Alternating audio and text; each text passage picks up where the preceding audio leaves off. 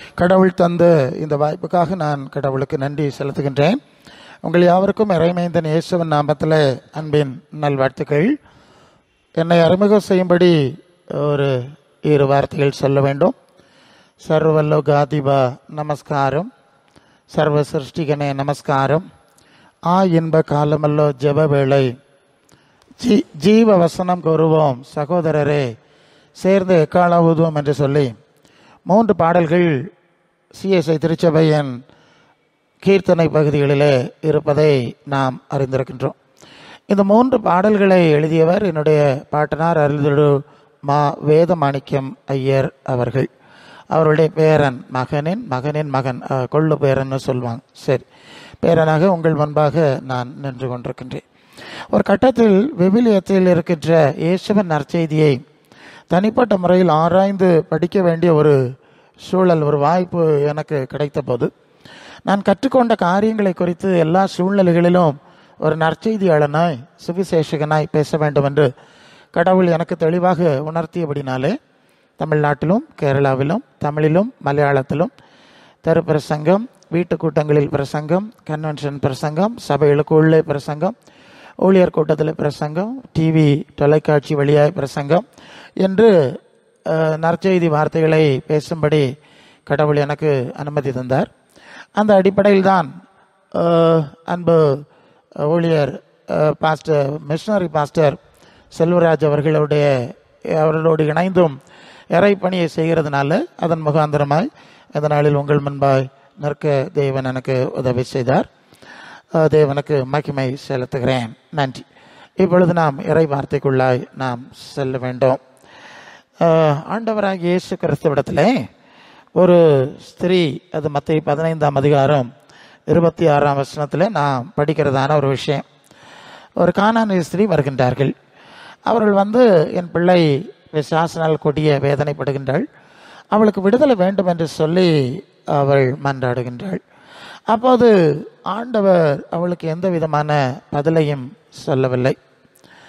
அப்படி இருக்கும்போது அவருடைய சீடர்கள் அவரிடத்தில், இவள் வெகு நேரமாய் நம்மை தொந்தரவு செய்கிறார்கள் அல்லவா, இவளுக்கு வேண்டிய நன்மை கொடுத்து விடக்கூடாதா என்று சொல்லுகின்றார்கள். அப்பொழுது ஆண்டவர், அது மத்தேயு 15ஆம் அதிகாரம் 26ஆம் வசனத்தில், அவர் அவளை நோக்கி, பிள்ளைகளின் அப்பத்தை எடுத்து நாய்க்குட்டிகளுக்கு போடுகிறது நல்லதல்ல என்றார். இது மிகவும் சிக்கலான ஒரு வார்த்தை இல்லையா? கடுமையான ஒரு துயர் நிறைந்த சூழ்நிலையில் ஆண்டவர் இடத்தில் வரும்போது, நான் பிள்ளைகளுக்காக வைத்திருக்கின்றேன், அதை நாய்க்குட்டிகளுக்கு தரமாட்டேன் என்று சொல்லிவிட்டார். அந்த பெண் அதை குறித்து கோபித்துக் கொள்கவில்லை. உண்மைதான், நான் தகுதியாய் உமக்கு முன்பாய் வரவில்லை, நான் அதற்குரிய தகுதி இல்லாதவள் தான். ஆனால் அந்த பிள்ளைகள் அந்த அப்பத்தை சாப்பிடும்போது அதன் துண்டுகள் கீழே விழும் இல்லையா, அதை எடுத்து அந்த நாய் பூனை எல்லாம் சாப்பிடும், அந்த துண்டு எனக்கு தர வேண்டும் என்று கேட்கின்றார். உடனே ஆண்டவர், சரி, நீ விரும்புகிறபடி உனக்கு ஆக கிடவது என்று சொல்லி ஆண்டவர் அந்த மன்றாட்டுக்கு பதிலளித்ததை நாம் அங்கே பார்க்கின்றோம். இந்த பகுதியில் ஆண்டவர் குறிப்பிடுகின்ற 2 விஷயம். ஒன்று பிள்ளைகளின் அப்பம், இன்னொன்று நாய்க்குட்டிகளுக்கு கொடுக்கப்படுற காரியம். உங்களுக்கு புரியும்படி நான் சொல்லணும். நான் பல சூழ்நிலையில் பேசுகிறவன். நம்முடைய பிள்ளைகளோ பேர பிள்ளைகளோ நம்ம ஸ்கூலுக்கு அனுப்புகிறோம். காலையில் ஸ்கூலுக்கு அனுப்பிட்டு வரும்போது இந்த முறுக்கு, ப்ரெட்டு, பிஸ்கட்டு, கேக்கு இந்த மாதிரி எதையாவது வாங்கி கொண்டு வீட்டில் கொண்டு செல்ஃபில் கொண்டு சேஃபாக வைப்போம். 3 மணி 4 மணிக்கு அந்த பிள்ளைகள் ரிட்டர்ன் ஆகி வரும்போது அதுக்கு கொடுக்கணும் இல்லையான்னு வைக்கிறோம் இல்லையா? ஒரு 11 மணி 12 மணிக்கு ஒரு பிச்சை கேட்கின்ற ஒரு நபர் ஐயா பிச்சை என்று கேட்கின்றார். அவர் ரொம்ப நேரம் சத்தம் போடுவார். எப்படியும் கொஞ்சம் லேட்டாக போய் தான் ஏதாவது ஒரு சின்ன தொகை, அது நீங்கள் எவ்வளோ கொடுப்பீங்கன்னு தெரில, ஒரு கொடுத்து சத்தம் போடாத அப்படின்னு ஒரு திட்டி அனுப்பிட போகிறீங்க, அவ்வளவுதான். இப்போ 4 மணிக்கு பிள்ளைகளோ பேர பிள்ளைகளோ ஸ்கூல்லேருந்து வர்றாங்க. வந்தோடனே வேகமாக புயல் மாதிரி வருவாங்க. கதவெல்லாம் மிதித்து தள்ளிட்டு அந்த பேகெல்லாம் அங்கே தூக்கி போட்டுட்டு நேராக எங்கே போவாங்கன்னா அந்த செல்ஃபில் போய் இழுத்து போட்டு சாப்பிடுவாங்க. இந்த அம்மா சத்தம் போடுவா, டேய் தம்பிக்கு வேணும் தங்கச்சிக்கு வேணும்லாம் சத்தம் போடுவா. அப்படியே அதை எடுத்து சாப்பிடு. என்ன புரிஞ்சுங்க? ஒரு பிச்சைக்காரர் வந்தார், 1/2 மணி நேரம் சத்தம் போட்டு 50 பைசாவா 1 ரூபாயா வாங்கிட்டு போனார். இப்போ பிள்ளைகள் வர்றாங்க, அவங்க நேராக இருக்கிற இடத்துல இருந்து எடுத்து சாப்பிட்றாங்க. என்ன புரிஞ்சுங்க? பிள்ளைகளுக்கு இருக்கிற உரிமை பிச்சைக்காரர்களுக்கு இல்லை. ஆண்டவர் இதைத்தான் இங்கே குறிப்பிடுகிறார். அப்படி என்றால் ஆண்டவரிடத்திலிருந்து கிடைக்கக்கூடிய நன்மைகள், வாக்கு தத்தங்கள்லாம் நம்ம நிறைய பார்க்குறோம் இல்லையா? இதெல்லாம் யாருக்கு வச்சிருக்க? பிள்ளைகளுக்கு வச்சிருக்கு. அது எல்லாருக்கும் கொடுக்க முடியாது. இந்த வேறுபாட்டை முதலாவது நாம் அறிந்து கொள்ள வேண்டும். இந்த பிள்ளைகள் யார் அப்படின்னு கேட்டால், நீங்கள் யோவான் 21ஆம் அதிகாரம் 5ஆம் வசனத்தில் இயேசு தம்முடைய சீடர்களை பார்த்து, பிள்ளைகளே புசிக்கிறதுக்கு ஏதாவது இருக்கிறதா என்று கேட்கிற ஒரு சம்பவத்தை பார்க்குறோம். அப்போ இயேசு சீடர்களை பிள்ளைகளே என்று அழைக்கிறார் என்ற விஷயத்தை நாம் புரிந்து கொள்கிறோம். இன்னொரு வசனத்தை நாம் ஞாபகத்துக்கு கொண்டு வருவோம். அது யோவான் 10ஆம் அதிகாரம் 27, 28 வசனம். என் ஆடுகள் என் சத்தத்துக்கு செவி கொடுக்கணும், அவை எனக்கு பின் செல்லணும், அவைகளைத்தான் நான் அறிந்திருக்கிறேன், அவைகளை என் கரத்தில் வைத்திருக்கிறேன், அவைகளை என் கரத்திலிருந்து யாரும் பறித்து கொள்ள முடியும், நான் அவைகளுக்கு நித்திய ஜீவனை கொடுக்கிறேன். சரிதானே? இயேசுவின் சத்தத்தை கேட்டு நடக்கிற ஆடு, இயேசுவின் மாதிரிப்படி பின் தொடர்கிற ஆடு, அவங்களுக்கு தான் அந்த சீஷத்துவத்தின் எல்லா உரிமையும் வச்சிருக்கேன் என்று ஆண்டவர் சொல்வதை நீங்கள் புரிந்து கொள்வீர்கள். நீங்கள் மத்தேயு சுவிசேஷம் கடைசி அதிகாரம் கடைசி 2 வசனத்தில் நீங்கள் புறப்பட்டு போய் சகல ஜாதியையும், என்ன வார்த்தை அது? சீஷராக்கியா பக்தராக்கியா? சந்தேகம் இல்லைல்ல? சந்தேகம். சீஷராக்கின்னு தான் எழுதியிருக்கு. பக்தராக்குதல்னா அவர் ஆராதிக்கிறது, சீஷராக்குறதுனா அவருடைய மாதிரிப்படி வார்த்தைப்படி அவரை பின் ஃபாலோ ஜீசஸ். சரிதானே? சந்தேகம் இல்லைல்ல? சீஷராக்கி தான் நான் ஸ்நானம் கொடுக்கணும், அதுதான் சரியான பதிவு. யோவான் 4:1 சொல்லுது, இயேசு அநேகரை சீஷராக்கி ஞான ஸ்நானம் கொடுத்தார் என்கிறதான் கன்ஃபார்ம் இருக்கு. ஸோ இயேசுவின் சீஷத்துவம் இப்போது மறக்கப்பட்டு விட்டது. இதுதான் சப்ஜெக்ட். சரிதானுங்களா நான் சொல்றது? இயேசுவின் சீஷத்துவம் இப்போ மறக்கப்பட்டதில்லை, பக்தத்துவம் மட்டும்தான் பிரபலமாகும். அப்போ இயேசுவின் சீஷத்துவத்தின் எல்லைக்குள் வரும்போது தான் இயேசுவின் நாமத்தில் உள்ள எல்லா நன்மைகளையும் வாக்குத்தத்தங்களையும் அடைவதற்குரிய தகுதி நமக்கு வருகிறது என்பதை இந்த நாளில் தெளிவாய் நாம் கற்றுக்கொள்ள வேண்டும். அப்போ இயேசுவின் சீஷர் ஆகுதல் என்றால் ஒரு காரியத்தை நம்ம பார்க்கணும். ஏன்னா இயேசு நாமத்தில் இயேசுடத்தில் வந்து நிறைய பேர் சுகமாயி நன்மையெல்லாம் வாங்கிட்டு போகிறது வந்து சீஷத்துவம் கிடையாது. வருவாங்க, வாங்குவாங்க, போவாங்க, வேறு இடத்துக்கும் போவாங்க, இது நடக்கும். இயேசுவின் வார்த்தைப்படி ஓகே, அந்த வார்த்தை எப்படி சொல்லுது? யோவான் 14:15, ஒருவன் என்னில் அன்பாக இருந்தால் என்ன செய்யணும்? அன்பாக இருந்தால் என்ன செய்யணும்? என் வசனத்தை கடைபிடிப்பான். சரிதானே? அப்போ இயேசுக்கு மேலே அன்பாக இருந்தால் என்ன செய்யணும்? அவர் சொன்னதை கேட்கணுமா வேண்டாமா? நீங்கள் என்ன சொல்கிறீங்க? உங்களுக்கு புரியும்படி சொல்லணும். நம்ம பிள்ளைகளுக்கு நம்ம நிறைய காரியங்களை சொல்கிறோம், அந்த பிள்ளைகள் அதுக்கு கீழ்ப்படியாது. ஆனால் அந்த பிள்ளைகளுக்கு ஒரு காரியம் தேவைப்பட்டால் அது வந்து அம்மா, பொன்னம்மா, தங்கம்மா அப்படின்லாம் புகழ்ந்தா உங்களுக்கு சந்தோஷம் வருமா? ஒரு மாலை போட்டு கொஞ்சம் சாம்பிராணி எல்லாம் புகைச்சி உங்களை ஆராதிச்சா நீங்கள் சந்தோஷப்படுவீங்களா? இல்லை. நானும் தாத்தா தான், எனக்கும் பேர பிள்ளைகள் இருக்கான். அப்போ இயேசு நாமும் நம்முடைய பிள்ளைகளோ பேர பிள்ளைகளோ நம்ம சொல்கிறதுக்கு கீழ்ப்படுகிறதா நம்ம விரும்புகிறோம், நம்ம ஆராதிக்கிறத விரும்பலை. அதே மாதிரி தான் நமது ஆண்டவராகிய இயேசுவும் அவர் சொல்கிறத கேட்டு கீழ்ப்படுகிறது தான் விரும்புவார், அவர் ஆராதிக்கிறத விரும்ப மாட்டார். நீங்கள் மற்ற 7:21 அப்படிதான், பரலோகத்தில் இருக்கிற பிதாவின் சித்தப்படி செய்யாமல் என்னை கர்த்தாவே கர்த்தாவேன்னு சொல்லி என் நாமத்தில் அற்புதம் செஞ்சாலும் பேய் விரட்டினாலும் அக்கிரம செய்காரில் என்னை விட்டு அகன்ற பொங்கல்னு சொல்லுவேன். அப்படி தானே இருக்கு. அப்போ இயேசுவன் வசனத்தின்படி நடக்கிறது தான் அவரை மரியாதை செய்கிற விஷயம். யோவான் 13:15 சொல்லுது, நான் செய்தது போல நீங்கள் செய்யும்படி உங்களுக்கு மாதிரியை வச்சுட்டு போனேன். சரிதானே? இயேசுவன் மாதிரிப்படி நடக்கிறது தான் பாக்கியவான்கள்னு சொல்லிட்டார். 1 பேதுரு 2:21 சொல்லுகிறது கடைசி பகுதி, அவருடைய அடிச்சுவடிகள் நடந்து வரும்படி அவர் மாதிரியை வச்சுட்டு போனார். 1 யோவான் 2:6 சொல்லுகிறது, அவருக்குள் நிலைத்திருக்கிறேன் என்று சொல்லுகிறவன் அவர் நடந்தபடியே தானும் நடக்கணும். சந்தேகம் இல்லைல்ல? பல சந்தர்ப்பத்தில் நம்ம வந்து அவருடைய நாமத்தின் மேல் விசுவாசம் உள்ளவர்களாக ஏற்றுக்கொண்டவர்கள் அத்தனை பேரும் அவருடைய பிள்ளைகள் ஆகும்படி அதிகாரம் கொடுத்தாருன்னு வசனம் வாசிக்கிறோம். உண்மை. தேவன் தம்முடைய குமாரனாக இயேசு விசுவாசிக்கிறவன் எவனோ அவன் கெட்டு போகாமல் நித்திய ஜீவனை அடையும்படி அவரை தந்தரளி இவ்வளவாய் உலகத்தில் அன்பு கூர்ந்தாருன்னு வாசிக்கிறோம். உண்மை.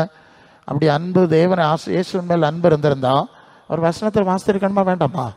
அவர் மாதிரியில் நடந்திருக்கணுமா வேண்டாமா? நீங்கள் சொல்லுங்கள். ஓகே. ஏன்னா லூக்கா 4:41 பிசாசுகளும் இயேசுவே தேவனுடைய குமாரனே என்று அலறி அடித்து ஓடின சம்பவத்தை பார்க்கிறோம். லூக்கா 8:28 அந்த 6000 பிசாசு பிடித்திருந்த மனுஷன் இயேசுவே தேவனுடைய குமாரனே என்று அழைக்கிறதை பார்க்கிறோம். பிசாசுகளும் இயேசுவே தேவகுமாரன்னு அறிக்கையிடுது. பிசாசு பிடிச்ச மனுஷன் அறிக்கையிடுறான். நாம அதே எல்லையில் இருக்க முடியும். அப்படி இருந்தால் இயேசுக்கு சீஷனாக முடியும். அவர் வசனம் அவர் மாதிரியில் நடக்கணும். அதுதான் சீஷத்துவம். சீஷத்துவத்தை புரிந்து கொள்றதுக்கு ஒரு செய்தி பார்க்கணும். மற்ற 4:17 இயேசு பண்ணின முதலாவது பிரசங்கத்தை பார்க்கணும். அது முதல் இயேசு மனம் திரும்புங்கள், பரலோக ராஜ்யம் சமீபமா இருக்கிறது என்று பிரசங்கம் பண்ண தொடங்கினார் என்று வாசிக்கிறோம். இயேசுவிடத்தில் சில நன்மை எல்லாம் வாங்குறதுக்கு வந்தாங்க, வந்துட்டு போனாங்க, நான் சொல்லிட்டேன். ஆனால் இங்கே இயேசுவின் சீஷர்களாக நாம் மாற வேண்டும் என்றால் நாம் அறிய வேண்டிய முதலாவது செய்தியை அவர் சொல்றத பார்க்குறோம். என்ன சொல்ற? மனதை பரலோகத்துக்கு நேராய் திறப்புங்கள். பரம்னா ஹெவன்லின்னு அர்த்தம். ஹெவன்லி கிங்டம், மேலே ஒரு ராஜ்யம் இருக்கிறது. அந்த ராஜ்யத்துக்கு நேராய் அவங்க மனசை திறப்பணும். ஒரு முக்கியமான கேள்வி, இந்த உலகத்தில் பிறப்பு முதல் இறப்பு வரைக்கும் எவ்வளோ ப்ராப்ளம் இருக்குது. அதெல்லாம் நமக்கு தீர்வு கண்டுறதுக்கு நம்ம எவ்வளோ பாடுபடுறோம். இந்த பூலோக ராஜ்யத்தின் பிரச்சனையை குறித்து ஆண்டவர் பேசாமல் வேண்டாம் வேண்டாம் உங்கள் மனசை நேரம் பரலோகத்துக்கே திருப்பிடுங்கன்னு சொல்லி ஏன் இப்படி வித்தியாசமாக பேசுகிறார் என்று சொல்லி ஒரு கேள்வி உண்டு. அது இயேசுவின் முதலாவது பிரசங்கம் வேற. ஆகவே அதுக்கு முக்கியத்துவம் இருக்கிறது. இதை கொஞ்சம் புரியணும்னு சொன்னால், இந்த பைபிளின் முதல் புஸ்தகம், இயேசுவின் முதல் பிரசங்கத்தை புரிய வேண்டும் என்று சொன்னால் இந்த பைபிளின் முதல் புஸ்தகமாகிய ஆதியாகமத்துக்கு வரணும். தேவன் உலகத்தை படைத்தார், ஆசீர்வாதமாக படைத்தார். மனுஷனை படைத்தார், தேவ சாயலில் படைச்சு ஆசீர்வாதமாக வச்சிருந்தார். தேவ சாயல் சாவாம உள்ள நிலை, தேவ சாயல் ஒளி உடைய அணிந்திருக்கிற நிலை, தேவ சாயல் சந்தோஷபூர்ணமான நிலை, தேவ சாயல் தெய்வீக பூரண சர்க்குணம், தெய்வீக ஐக்கியம். இப்படிதான் ஆதாம் ஏவாள் இருந்தான்.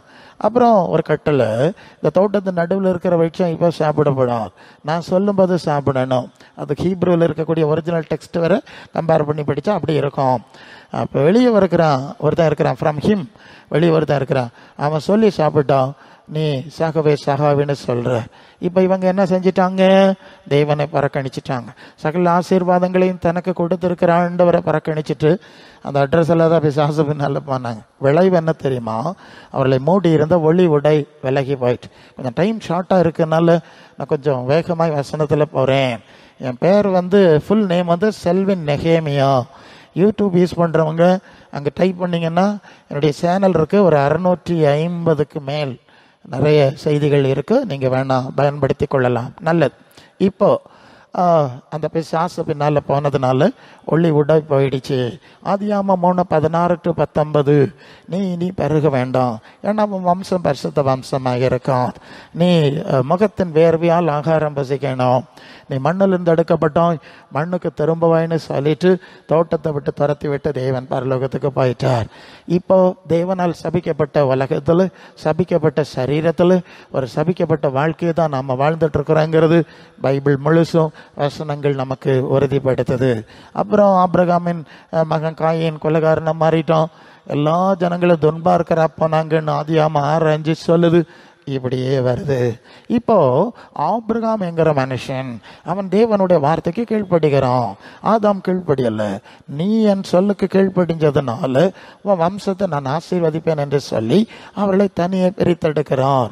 அதை குறித்து லேவியர் 20:26 சொல்லுகிறது, நான் பரிசுத்தராய் இருக்கிறது போல நீங்களும் என்னுடையவர்களாக இருக்கும்படி உங்களை மற்ற ஜனங்களை விட்டு நான் பிரித்தெடுத்தேன். செப்பரேட் பண்ணி அவர்களுக்கு நியாய பிரமாணங்களை கொடுத்து உபாகமம் 28 முதல் 14 வசனத்துல என் உயர்ந்த ஸ்தானத்துல எல்லா ஜாதிகளோட மேல அவன் வைப்பேன் ஆசீர்வாத வாக்குத்தத்தங்களை கொடுத்தார்.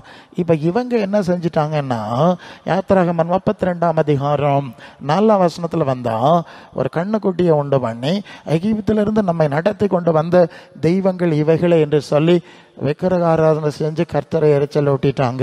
10 முறை பரீட்சை பார்த்ததுனால உங்களுக்கு இந்த ஆசீர்வாதம் தரமாட்டேன் என்று சொல்லி அந்த அற்புதங்களை பார்த்து எகிப்திலிருந்து புறப்பட்டு வந்த அனைவரையும் தேவன் வனாந்திரத்தில் அழித்து விட்டார். அவருடைய பிள்ளைகளுடைய 20 வயசுக்கு கீழே உள்ளவங்க மட்டும் கானானுக்குள்ள போனாங்க. அவங்க என்ன செஞ்சாங்கன்னா தேசம் முழுவதும் விக்கிரக ஆராதனை செஞ்சாங்க. எசேக்கியேல் 8:5 சொல்லுது, எருசலேம் தேவாலயத்திலேயே விக்கிரகங்களை வைக்கிற அளவு விக்கிரக ஆராதனை செய்ததுனால, பலமுறை கர்த்தர் எச்சரித்தும் கேட்காததுனால தேவன் நேபுகாத்நேச்சரை அனுப்பி, அதாவது அது எரேமியா 52:18-13 வசனங்கள்ல வந்தா, நேபுகாத்நேச்சரை அனுப்பி அந்த ஜனங்களை அழித்து எருசலேம் தேவாலயத்தை உடைச்சு அரண்மனை எல்லாம் தீ கொளுத்தி போட்டு விட்டு அவர் சொன்னார், அது ஏசாயா 65:17, இதோ நான் புதிய வானத்தையும் புதிய பூமியும் சஷ்டிக்கிறேன், முந்தின வெளியில் நினைக்கப்படுறதில்ல, மனசுல தோன்றதில்லைன்னு ஒரு தீர்மானம் போட்டுட்டார். ஆதாம் ஆசீர்வதித்தேன், ஆதியாகமம் 1:28, நீ பல்லுகனும் பெருகனும் பூமியை நிரப்பணும்னு சொன்னா அவன் சாத்தான் பின்னால போய் சாத்தான் சந்ததியை பெற்றெடுத்துட்டான். இன்னும் வரைக்கும் உலகத்தில் இருக்கிற எல்லா துன்மார்க்கரையும் பெற்றெடுத்தது அந்த ஆதாமுடைய வம்சத்துல வர்றதுதான், வேற ஒன்றும் தனியா வரல. நான் எல்லாம் தேவ சித்தம் சேர பரிசுத்த ஜாதியா சந்ததியா இருக்கணும்னா எல்லாம் சாப சந்ததி ஆயிடுச்சு. அப்புறம் இஸ்ரவேலர்களை எடுத்து உங்களையாவது பரிசுத்த சந்ததியா வைக்கலான்னு பார்த்தா அவங்களும் சாத்தான் பின்னால போயிட்டாங்க. 2 சான்ஸ் கொடுத்தாச்சு. இந்த பூமி போதும், இதை இனி ஆசீர்வதிக்க மாட்டேன், இதை நினைக்க மாட்டேன், இதை மறக்க போறேன், இதை அழித்து விட போறேன், இதுக்கு பதிலாக புதிய வானம் பூமியை உண்டாக்க போறேன் என்று சொல்லிதான் தம் குமாரனா இயேசு உலகத்தில் அனுப்பினார். அவர் வந்து முதல் பிரசங்கம், இந்த உலகத்துக்கு கதை இதுதான், இதை பார்க்காத பரலோகத்தை பாருன்னு சொல்லி பரலோகம் சமீபம் என்ற செய்தியை இயேசு ஆரம்பிக்கிறதை பார்க்கிறோம். யோவான் 14:2-3 சொல்லுவார், என் பிதாவின் வீட்டில் அநேக வாசஸ்தலம் இருக்கிறது, இல்லைன்னா சொல்லியிருப்பேன், உங்களுக்காய் ஒரு ஸ்தலத்தை நான் அங்கே ஆயத்தம் பண்ணி விட்டு நான் இருக்கிற இடத்தில் நீங்கள் இருக்கும்படி நான் மறுபடியும் வந்து சேர்த்துடுவேன்னு சொல்லி அந்த பரலோகத்தை குறித்து ஒரு தெளிவான விளக்கத்தை சொன்னார். 2 பேதுரு 3:7-13 வரை வந்தா, இப்ப இருக்கிற வானம் பூமியும் அக்கினிக்கு இரையா வைக்கப்பட்டிருக்கு, பஞ்சபூதங்கள் வெந்து வெறுகி போகிறது, தேவனுடைய நீதி வாசமா இருக்கும் புதிய வானங்களும் புதிய பூமியும் உண்டாகும் என்று காத்திருக்கிறோம் என்று அழகாய் சொல்வதை பார்க்கிறோம். வெளிப்படுத்தல் 21:1 சொல்லுகிறது, புதிய வானம் புதிய பூமி உண்டாயிற்று, பள்ள சிறந்த இடம் காணலன்னு சொல்லிட்டு 3ஆம் வசனத்துல தேவனும் தேவ பிள்ளைகளும் ஐக்கியத்துல மீண்டும் வர்றாங்க. 4ஆம் வசனத்துல கண்ணீர் யாவையும் துடைப்பார், சாவு கிடையாது, மரணம் கிடையாது, துக்கம் கிடையாது, எல்லாத்தையும் புதுசாக்க போறேன், இது சத்தியமுள்ள வார்த்தை எழுதுன்னு சொல்லிட்டார். ஆக புதிய வானம் புதிய பூமி என்ற புதிய எருசலேம் என்ற புதிய வாசஸ்தலத்தினுடைய வாக்குறுதி நமக்கு கொடுக்கப்பட்டிருக்கிறது. 2வது லூக்கா 20:36 சொன்னார், மரித்தோர் உயிர்த்தெழுதலை அடைய பாத்திரவான்களை எண்ணப்படுறவங்க மறிக்க மாட்டாங்க, அவங்க தேவனுக்கு பிள்ளைகளும் தேவதூதர்களுக்கு ஒப்பா இருப்பாங்க. ஏஞ்சல்ஸ் மாதிரி தேவதூதர்கள் மாதிரி ஒரு புதிய உடலை நான் உங்களுக்கு கொடுக்கிறேன் என்று சொல்லுகிறார். 1 யோவான் 3:2 சொல்லுகிறது, அவர் இருக்கிற வண்ணமாய் அவரை தரிசிப்பதனாலே இயேசுக்கு ஒப்பா இருக்கணும். பிலிப்பியர் 3:21 சொல்லுகிறது, அவர் தம்முடைய வல்லமையினாலே நம்முடைய அற்பமான சரீரத்தை அவருடைய அழியாத மகிமையின் சரீரத்துக்கு பாய் மாற்றி அமைப்பார்னு சொல்லியிருக்கு. பாருங்க, ஒரு புதிய சரீரத்தை ஒரு புதிய வாழிடத்தை அவர் நமக்காய் வாக்கு பண்ணி பரலோக ராஜ்ய சுவிசேஷத்தை நமக்கு கொடுத்திருக்கிறார். இயேசுவின் சீடர்களாய் மாறலவர்களுக்கு மட்டும்தான் இந்த ராஜ்யம் கிடைக்கும். இயேசுவின் நாமத்தில் நன்மை வாங்கி இருக்கலாம், அற்புதங்களை வாங்கி இருக்கலாம், அற்புதங்களை நாம செஞ்சிருக்கலாம், அதனால பரலோகத்துக்கு போக முடியாது என்று மத்தேயு 7:21-23 வரை அவர் சொல்லுவார். அற்புதங்கள் நல்லது, ஆனா நம் மனம் திரும்பி தேவ பிள்ளைகளாய் தேவ சித்தம் செய்கிற இயேசுவின் சீடர்களாய் இயேசுவின் வசனத்தின்படி மாதிரியில் நடக்கிற சீடர்களாய் மாறணும். அப்ப அவர் என்ன செய்யறார்? யோவான் 14:15, நீங்கள் என்ன அன்பா இருந்தா என் வசனத்தை கடைபிடிச்சா நான் பிதாவின் இடத்தில் வேண்டிக் கொள்வேன், சத்திய ஆவியாகிய தேற்றரவாளன் உங்களுக்குள்ளே வருவார், நான் அனுப்பி வைப்பேன்னு சொல்லுகிறார். யோவான் 14:15-26 சொல்லுவார், பிதாவினிடத்திலிருந்து பரப்படுகிறவர் பிதாவினால் அனுப்பப்படுகிறவருமாகிய பரிசுத்த ஆவியானவர் வந்து உங்களை சத்தியத்தின் பாதையில் நடத்துவார். அது யோவான் 16ஆம் அதிகாரத்திலும் நாம் அதை படிக்கிறோம். சத்திய ஆவியானவர் வரும்போது சத்தியத்துக்குள்ள நடத்துவார். இந்த ஆவியினுடைய ரகசியம் என்ன தெரியுமா? யோவான் 4:24 ஆண்டவர் சொன்னார், தேவன் ஆவியா இருக்கிறார். இந்த ஆவிக்கு நமக்கும் என்ன சம்பந்தம் தெரியுமா? இயேசு ஞான ஸ்நானம் பெற்று கரையேறின போது பரிசுத்த ஆவியானவர் இறங்கி இறங்கி இவர் என்னுடைய நேசகுமாரன், இவர் என்னுடைய நேசகுமாரன் என்று அவரை குறித்து சாட்சி கொடுத்தார். பரிசுத்த ஆவியினாலே பிறந்தவர் தான், பரிசுத்த ஆவியினால் நடத்தப்பட்டவர் தான். ஆனா ஒரு கட்டத்தில் பரிசுத்த ஆவியானவர் அவரை குறித்து சாட்சி கொடுக்கிற ஒரு காரியத்தை பார்க்கிறோம். பல சந்தர்ப்பத்திலும் நாம் தேவ பிள்ளைன்னு நாம நினைக்கிறோம், பலர் நினைச்சுக்கிறாங்க, நம்புறாங்க, அது அவங்க உரிமை. ஆனா பரலோகத்தை தேவன் இவன் என் பிள்ளைதான், இவன் என் பிள்ளைதான் அங்கீகரிக்கக்கூடிய ஒரு முக்கியமான காரியம் இருக்கிறதுங்கிறத மறந்துடப்படாது. இயேசுவுக்கு தேவன் அந்த மாதிரியை கொடுத்திருந்தா உங்களுக்கு எனக்கும் ரொம்ப அதிகமாய் அது அவசியம். அதைத்தான் அப்போஸ்தலர் 1ஆம் அதிகாரத்தில் ஆண்டவர் சொல்வார், நீங்க காத்திருக்கணும், எருசலேமில் காத்திருக்கணும், பரலோகத்திலிருந்து ஒரு வல்லமைக்காய் காத்திருங்க, அந்த வல்லமை வந்த பிறகு நீங்க என் வேலை செய்யுங்கன்னு சொல்லு. இயேசுவின் தாய் மரியாள் உட்பட 120 பேர் சீஷர்கள் கூடியிருந்தாங்க, அந்த அங்கீகாரத்தை பெற்றுக் கொண்டார்கள். அப்போஸ்தலர் 5ஆம் அதிகாரம் 32ஆம் வசனம் சொல்லுகிறது, தேவன் தமக்கு கீழ்ப்படுகிறவர்களுக்கு தந்தருளின பரிசுத்த ஆவி சாட்சின்னு சொல்லுது. தேவன் தமக்கு கீழ்ப்படுகிறவர்களுக்கு தம்முடைய பரிசுத்த ஆவியை கொடுத்து முத்திரை போடுகிறார்.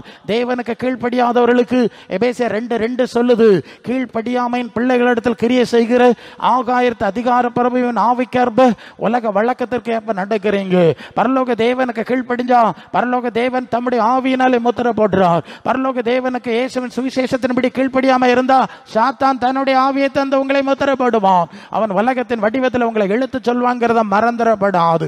அப்போஸ்தலர் 15:8 சொல்லுகிறது, இருதயங்களை பார்க்கிற தேவன் நமக்கு பரிசுத்த ஆவியை தந்தது போல அவர்களுக்கும் பரிசுத்த ஆவியை குறித்து அவர்களை குறித்து சாட்சி கொடுத்தார். எபேசியர் 1:13 சொல்லுகிறது, விசுவாசிகள் ஆனபோது வாக்குத்தத்தம் பண்ணப்பட்ட பரிசுத்த ஆவியினாலே உங்களுக்கு முத்திரை போடப்பட்டிருக்கிறது.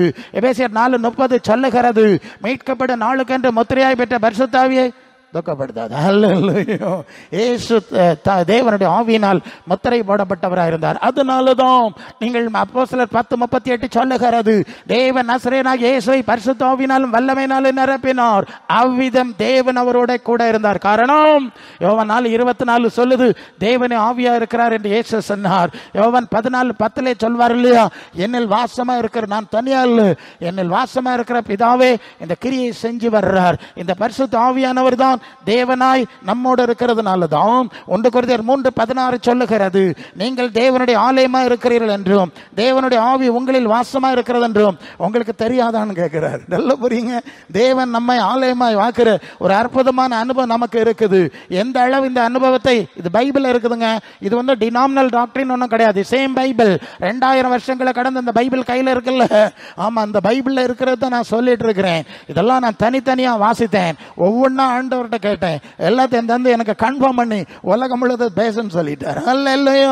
அன்பு நண்பர்களே, நம்ம கையில் இருக்கிற திருவிவிலியத்தின்படி நமக்கு கொடுக்கப்பட்டிருக்கிற அநேக ஆசீர்வாதங்களை நாம் அடைந்தோமான்னு ஒரு கேள்வி இருக்குல்ல. சிலது அடைஞ்சிருக்கலாம், பலது அடையாம இருக்கலாம். அதை அடைய தேவன் நமக்கு உதவி செய்வாராக. பரிசுத்த ஆவியானவர் நம்மை நிரப்ப வேண்டியது.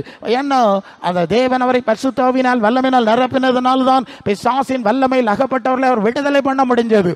ஒரு முறை ஒரு சர்ச்சில் நான் பிரசங்கம் பண்ணி முடிச்சுட்டேன், வரிசையில் ஜோம் பண்ண வந்தேன்னாங்க.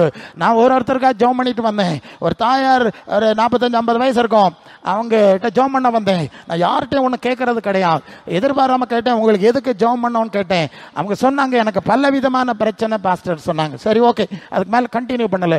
கையை வச்சேன், பரிசுத்த ஆவியானவர் இறங்கினார். அந்த அம்மாக்கு தலை இப்படி வைப்ரேட் ஆக ஆரம்பிச்சது. நான் தலை முடிய பெல்லமா பிடிச்சிட்டேன், தரையில வீசி அடிச்சிட்டு வேகமா அடிச்சிடுச்சு. இங்க இருந்து அங்க உருண்டு, அங்க இருந்து இங்க உருண்டு, இயேசுவின் நாமத்துல அந்த பிசாசை கடிந்து கொண்டேன், பீஸ்ன்னு சொன்னேன், சமாதானம் சொன்னேன். Okay off. அடுத்த ஆளுக்கு ஜெபம் பண்ணேன். நான் இப்படி திரும்பி பார்த்தா அந்த அம்மா அழுதுட்டே படுத்திருக்காங்க. அவங்களுக்கு வியாதி இருந்தது தெரியும், பல ஆஸ்பத்திரிக்கு போனாங்க, ஆனா உள்ள பேய் இருந்தது அவங்களுக்கு தெரியாது. இந்த பேய் தான் இந்த காரியத்தெல்லாம் செஞ்சிருக்கு. நான் கையை வச்சு பரிசுத்தாவின் வல்லமை இறங்கினோன்னே ஓகே கிளியர் ஆயிடுச்சு. எனக்கு தான் தெரியாது. அல்லேலூயா. தேவனுடைய ஆவி உங்களில் வாசமா இருந்தாதான் அந்த இயேசு செய்த வல்லமையான காரியங்களை நாம செய்ய முடியும், நமக்கு நடக்கும் என்பதை நாம் மறந்துடக்கூடாது. 1 யோவான் 4ஆம் அதிகாரம் 12-13 தேவனை ஒருவரும் ஒரு காலம் கண்டதில்லை, நாம் ஒருவரிடத்தில் ஒருவர் அன்பு கூர்ந்தால் தேவன் நமக்குள் நிலைத்திருக்கிறார், அவருடைய அன்பு நமக்குள் பூரணப்படும். அவர் தம்முடைய ஆவியில் நமக்கு தந்திருந்ததினாலே நாம் அவரிலும் அவர் நம்மிலும் நிலைத்திருக்கிறதை அறிந்திருக்கிறோம். அல்லேலூயா. இயேசு சொல்லுவார், நான் பிதாவிலும் பிதா என்னிலும் இருக்கிறார். கொடுக்கிறார். அதே கான்செப்ட் இங்க வருது. நம்ம அனுபவம் எப்படி இருக்கு? இந்த ஆவியானவர் வரும்போதுதான் கலாத்தியர் 5:22 சொல்லுது, ஆவியின் கனியும் அன்பு, சந்தோஷம், சமாதானம், நீடிய பொறுமை, தயவு, நற்குணம், சாந்தம், விசுவாசம், இச்சையடக்கம். இந்த ஆவியின் கனி வரணும். அந்நிய பாஷை வரட்டு, தீர்க்க தரிசனம் வரட்டு, வரம் வரட்டு, வேண்டான்னு சொல்லல. ஆனா அது ஒளிஞ்சு போயிடும்னு சொல்லி இருக்கு, வேண்டான்னு சொல்லலைங்க.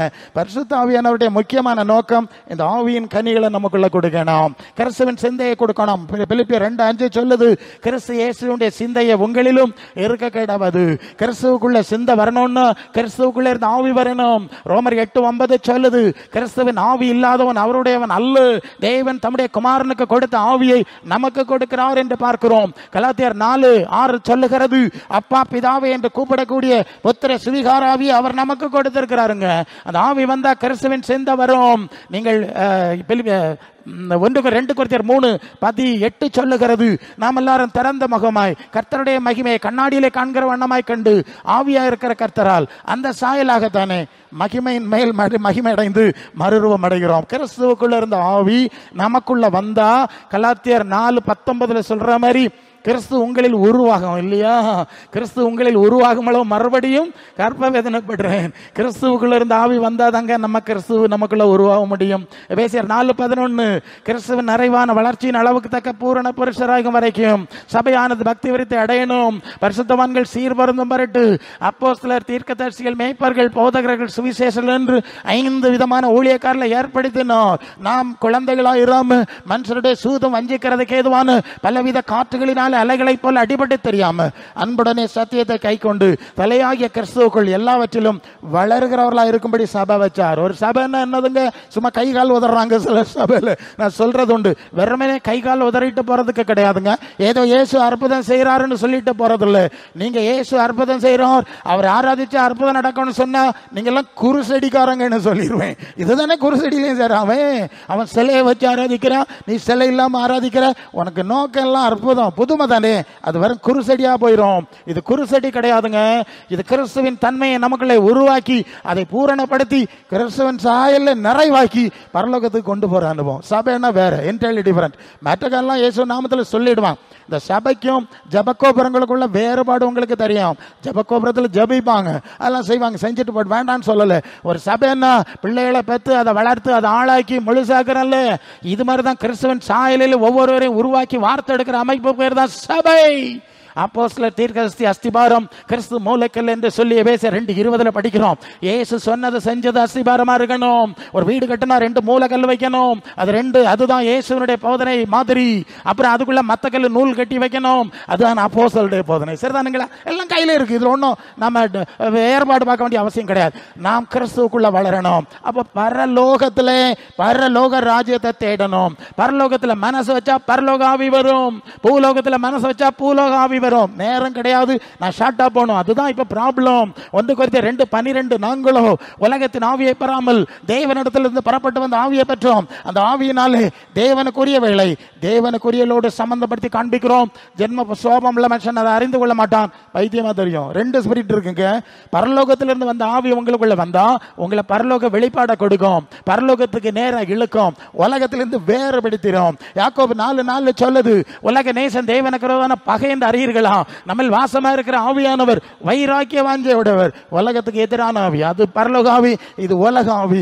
உலகத்திலிருந்து நம்ம வேறுபடுத்திறோம், தேவ சிந்தை தந்துரும், கிறிஸ்துவின் சாயல் வந்துரும். தேவ சாயலாய் அந்த புதிதான ஆவி உள்ளவர்களாகி நாம் புதிதான மனிதர்களாய் நாம் மாறுவோம். ஒருவன் மறுபடியும் பிறவாவிட்டால் தேவனுடைய ராஜ்யத்தில் பிரவேசிக்க மாட்டான்னு ஆண்டவர் சொன்னார்ல. ஜலத்தினாலும் ஆவியினாலும் பறக்கணும்னு சொன்னார்ல. அதுக்கு பொருள் என்னது? நாம் புதிதான ஆவி உள்ளவர்களாக மாறணும்.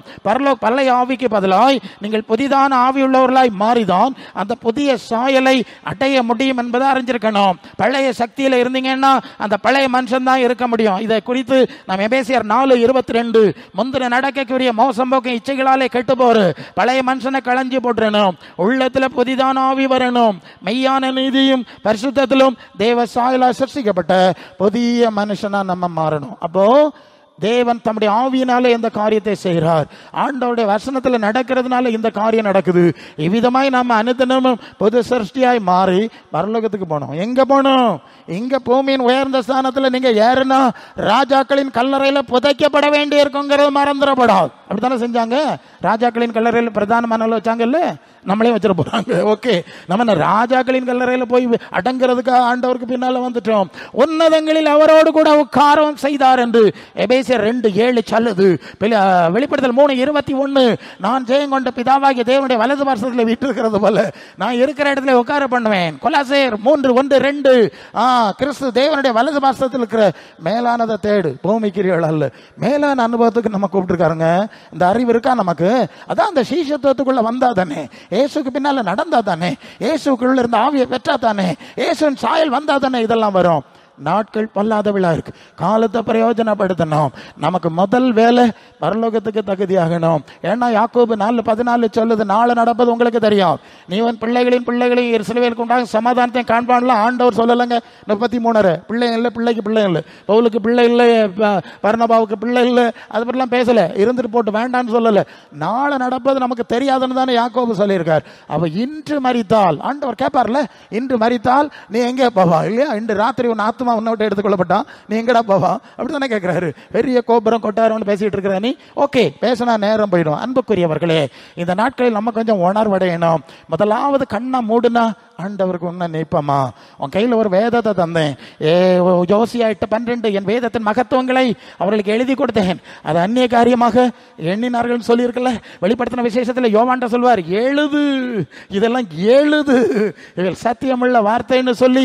ஆமா, அங்கே சொல்ற காரியத்தை பார்க்கிறோம். 21 நீங்க 5 பக்கத்தில் 5:6 சொன்னா இது சத்தியமுள்ள வார்த்தை, எழுது. எல்லாத்தையும் எழுத சொன்னார்ல, எழுதி தானே இவ்வளவு வருஷம் கழிஞ்சு அந்த பைபிள் இவ்வளவு கடினமான பாதை வழியாய் கடந்து நம்ம கையில கிடைச்சிருக்கல. அதை வாஸ்தமா முதலாவது ஆண்டவருடைய வார்த்தை வாசிரு. நான் சொல்லணும், இயேசுவின் வார்த்தை வாசி. அப்போஸ்தலர் 15 வயசுல இது வாசிக்க ஆரம்பிச்சதுனால உங்களை மாதிரி அநேகருக்கு நான் பல சூழ்நிலையில இன்று பேசிக்கொண்டு நிற்க தேவன் உதவி செய்தார். அல்லேலூயா. இயேசுவின் வார்த்தை வாசி, இயேசுவின் மாதிரியில நட, இயேசுவின் ஆவியில நட, இயேசுவின் கனியில நட, இயேசுவின் சாயல்ல வளர்ந்து இயேசு இடத்துக்கு போகதான் நம்ம அழைச்சிருக்காரு. உலகத்துல ஒன்னும் சாதிக்கல, அதுக்கு கூப்பிடல, அப்புறம் இயேசுக்கு வேலை செய்யுங்க. ஒரு காரியம் சொல்லி நான் முடிக்கணும். அந்த மிஷனரி ஊழியம் குறித்து நான் ஒன்னு சொல்லணும். இன்னைக்கு நாம இங்க உட்காந்து நல்லா கையடிச்சு பாடிட்டு இந்த வசனம் எல்லாம் தியானிச்சுட்டு ரொம்ப சந்தோஷமா இருக்கிறேன்ல. பல ஆண்டுகளுக்கு முன்பு இந்த தேசம் இந்த சூழ்நிலை இருட்டுல இருந்துங்க, இருட்டிலையும் கசப்பிலும் கொடுமையில இருந்து வரலாற்று படிங்க. அன்றைக்கு மற்ற நாடுகளில் இருந்து மிஷனரிகள் வந்தாங்க, இந்த வாழ்க்கையை தியாகம் பண்ணனாங்க. அவங்க கல்லறை கூட இங்கதான் இருக்கு, நம்ம டிஸ்ட்ரிக்ட்ல இருக்குல்ல. அவங்க வந்து இந்த மிஷனரி ஊழியத்துல வந்து இந்த பைபிளை பதிச்சு கையில தந்து இந்த ஊழியங்கள் எல்லாம் ஏற்படுத்திட்டு போனாங்க. இப்ப நம்ம உட்காந்து ஆண்டவர் நல்லவரு எல்லாம் வாக்குத்தத்தம் எல்லாம் பேசிட்டு இருக்கிறோம். நான் ஒண்ணு கேட்கணும், இன்னைக்கும் நாம கடந்த காலத்தில் வாழ்ந்ததை விட கடினமான கொடுமையான சூழ்நிலையில இந்தியாவிலேயே எத்தனையோ ஜாதி இருக்கு, சபை கிடையாது, ஒரு சூழ்நிலை கிடையாது. மிஷனரிகள் ஊழியம் செய்யறாங்க, அங்க ஜெயில வச்சிருக்காங்கல்ல, நீங்க கேட்டீங்கல்ல. அப்போ நமக்கு இன்னைக்கு இவ்வளவு சமாதானமான சூழ்நிலைக்கு காரணமா இருந்த மிஷனரிகளை நீங்க நன்றியோட நினைக்கணும். இது போல இன்னைக்கும் செயல்பட்டு கொண்டிருக்கிற மிஷனரி ஊழியங்கள் தான் உங்களுடைய முதல், அவருடைய ஆதரவு, உங்க ஆதரவு அவங்களுக்கு தான் முதல்ல இருக்கணும். நான் சொல்றது கேட்கறீங்களா? நீங்க ஜெபிக்கும் போது உங்களுடைய முதல் ஜெபம் இப்போதும் இயேசுவை அறியாத இடங்களில் மிஷனரி ஊழியம் செய்கிற மிஷனரி ஊழியங்களுக்கு தான் இருக்க வேண்டும். அல்ல, ஏன்னா நம்ம அப்படிதான் வந்தோம். இந்த மிஷனரி ஊழியர்களுக்கு தான் முதல்ல ஜெபம் பண்ணணும். நீ காணிக்கை கொடுக்க விரும்பினா முதலாவது மிஷனரி ஊழியங்களுக்கு எடுத்து வச்சுட்டு தான் அடுத்த காரியம் செய்யணும். புரியுதுன்னு நினைக்கிறேன் உங்களுக்கு. எங்களுக்கு வாங்குறதுக்கு ஒண்ணு இங்க வரல. அந்த மிஷனரி ஊழியத்துக்கு முதல்ல ஜெபிச்சிருக்கணும். மிஷனரி ஊழியங்களுக்கு முதலாவது காணிக்கையை பிரிச்சு வச்சிருக்கணும். அதுக்கு பிறகுதான் மற்ற காரியம் நீங்க செய்யணும். புதிய ஏற்பாட்டு காணிக்கைன்னு சொன்னாலே இருப்பவர்கள் இல்லாதவர்களுக்கு கொடுப்பது, தேவையில் இருப்பவர்களுக்கு நிறைய இருக்கிறவங்க கொடுக்கிறது. எவ்வளவு தேவையில் இருக்கிறாங்க, ஒரு சர்ச்சு கட்டி தாங்க ஐயா, ஒரு காரியம் செய்து தந்தாங்க ஐயா. ஆமா, லாங்குவேஜ் கிடையாதுங்க, மொழியை இவங்க உருவாக்கி பைபிளை உருவாக்கி கொடுக்கணும் இல்லைங்களா? மிஷனரி ஊழியங்களுக்கு முதல்ல ஜெபிக்கணும், மிஷனரி ஊழியங்களுக்கு முதல்ல பிரிச்சு வைக்கணும் உங்கள் வருமானத்துல. அதுக்கப்புறம் மற்ற காரியம் நீங்க செய்யலன்னா நான் சொல்லல அந்த வார்த்தை, வேற வார்த்தை வருது, நான் சொல்ல விரும்பல. ஏன்னா அவர் பாப்பா இருக்குள்ள, என் ஊழியக்காரில் அனுப்பி உனக்கு தந்தேன், மற்றவங்க செத்துட்டு இருக்கிறான், நீ பிரியாணி சாப்பிட்டுட்டு விழா கொண்டாடிக்கிட்டு கட்டணத்துக்கு மேல கட்டிக்கிட்டு பெயிண்ட் அடிச்சுட்டு கமிட்டியை கூட்டி சண்டை போட்டுட்டு இருந்தா கர்த்தர் சந்தோஷப்படுவாரா? சொல்லுங்க. முதலாவது அதை செய்யுங்க. எல்லாம் ஒழுங்குங்கரமா இருக்கட்டும், ஒன்றும் ப்ராப்ளம் கிடையாதுங்க. ஆகவே அன்பு நண்பர்களே, ஆண்டவர் நமக்கு கொடுக்கிற வார்த்தை, பரலோகத்துக்கு நேராய் மனதை திருப்புங்கள், பரலோக தேவனுடைய சித்தத்தை செய்யுங்கள், பரலோக தேவ காரியங்களுக்காய் கொடுங்கள், பரலோக தேவ காரியங்களுக்காய் ஜெபியுங்கள். அப்படி இருக்கும்போது தான் நம்முடைய ஆத்மாவும் அந்த பரலோக தேவனுக்கேற்ற மறுரூபம் அடைய முடியுங்கிறத மறந்துடாங்க. இன்னொரு காரியம் சொல்லி முடிக்கணும். பொதுவாக இந்த ஊழியங்களை தாங்குகிற குடும்பங்களுக்கு நாங்கள் சொல்கிற ஒரு அட்வைஸ் என்னன்னா, இவங்க பலர் நினைக்கிறது, நான் தான் ஊழியத்துக்கு காணிக்கை கொடுத்துட்டேன், அப்படி கொடுத்துட்டேன், இப்படி கொடுத்துட்டேன், நர்வீசாரமாக இருந்துறாங்க. நீங்கள் காணிக்கை கொடுத்தா அதுக்கு பலனை பர்த்தர் பல மடங்காக தந்துடுவார், சந்தேகம் கிடையாது. ஆனால் உங்கள் ஆவிக்குரிய ஜீவியத்தை குறித்து நீங்கள் கவனமாக இருக்கணும். உங்கள் பிள்ளைகளுடைய ஆவிக்குரிய ஜீவியத்தை குறித்து கவனமாக இருக்கணும். நீங்கள் விளையாடிக்கிட்டு பொறுப்பு இல்லாமல் நடந்துட்டு, அதனால தான் அந்த கூட்டங்களை நாங்கள் நடத்தி பேசணும். நீங்கள் பொறுப்பு இல்லாமல் கவலையில் நான் பணம் கொடுத்துட்டேன், ஆண்டவர் சொர்க்கத்தில் சேர்த்துருவாருன்னா அது நடக்காது. பரலோகத்துக்கு போகணுமா, பரலோக பிதாவுக்கு சித்த எல்லைக்குள்ள வாங்க. நீங்கள் கொடுத்துருந்தா கொடுத்த காசை கொடுத்தா காசுக்கு பலனை தருவார். ஜெபித்திருந்தா ஒருவேளை உங்கள் பிள்ளைகளுக்கு ரட்சிப்பை தந்திருப்பார், இல்லைன்னா சொல்லல. ஆகவே அன்புக்குரியவர்களே, நம்முடைய ஆத்மீக நிலைமை குறித்து நாம விழிப்பா இருக்கணும். மற்றவங்கெல்லாம் விழிப்பா இருப்பான் நம்ம எதிர்பார்க்க முடியாது. நாம விழிப்பா இருக்கணும். கர்த்தருக்குள் நம்ம வளரணும், பூரணம் அடையணும். பிள்ளையா பிறந்து வளர்ந்து பூரணரானாதான் நமக்கு சந்தோஷம் உண்டாகுது, இல்லைன்னா சங்கடம் உண்டாவதில்ல. நம்ம உள்ள கண்ணை மூடணும். ஒரு விஷயம் முடிச்சிடுறேன் ப்ளீஸ், சாரி.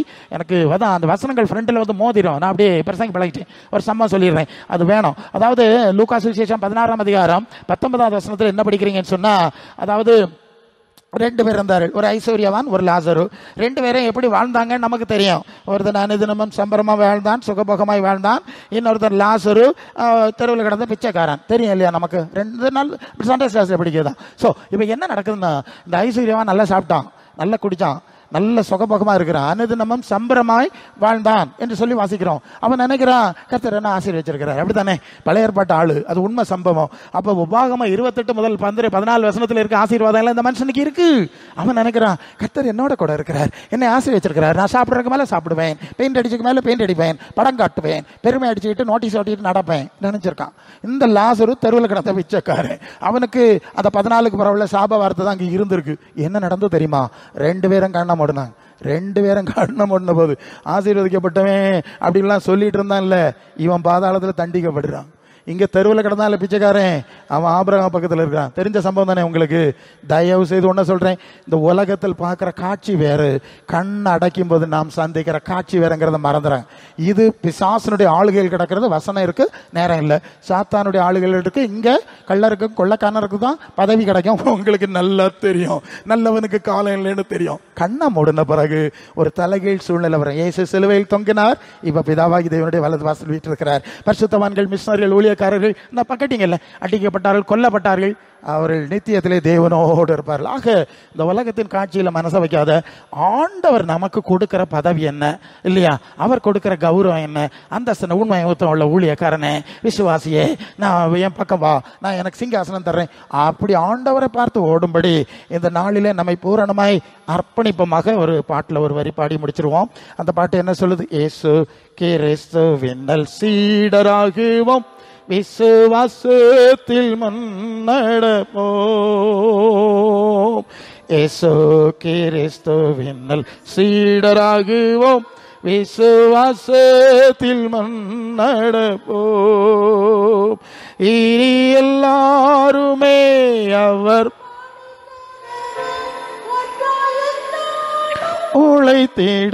உழைத்திடுவோம். நம்மே சுராஜாவே இதோ வேகம் வாராரே, அதிவேகம செயல்படுவோம். நம்மே சுராஜாவே இதோ வேகம் வாராரே, அதிவேகம செயல்படுவோம். மனிதர் யாரு அசம் கட்டுவோம், இயேசு மந்தைக்குள் அழைத்திடுவோம். மனிதர் யாரிட அசம் காட்டுவோம், இயேசு மந்தை அழைத்திடுவோம். அதி உற்சாகமா அதிசீக்கிரமாய் ராஜபாதையை செவ்வையாக்குவோம். நம் ராஜாவே இதோ வேகம் வாராரே, அதிவேகமாய் செயல்படுவோம். நம் ராஜாவே அது வேகம் வாராரே, அதிவேகமாய் செயல்படுவோம். சாத்தானின் சதிகள் தகர்த்திடுவோம், இனி இயேசுவுக்காய் வாழ்ந்திடுவோம். சாத்தானின் சதி தகர்த்திடுவோம், இனி இயேசுவுக்காய் வாழ்ந்திடுவோம். இந்த ஆர் முழுவதும் இயேசு நாமத்தையே எல்லா ஊரிலும் எடுத்துரைப்போம். நம் ராஜாவே இதோ வேகம் வாராரே, அதிவேகம் செயல்படுவோம். நம் ராஜாவே இதோ வேகம் வாராரே, அதிவேகம். ஆவி ஆத்துமா தேகம் அவர் பணிக்கே, இனி நானல்ல அவரை எல்லாம். ஆவி ஆத்துமா தேகம் அவர் பணிக்கே, இனி நானல் அவரை எல்லாம் என முடிவு செய்தோம், அதில் நிலைத்திருப்போம், அவனாளினில் மகிழ்ந்திடுவோம். நம் ராஜாவே இதோ வேகம் வாராரே, அதிவேகமாய் செயல்படுவோம். நாம்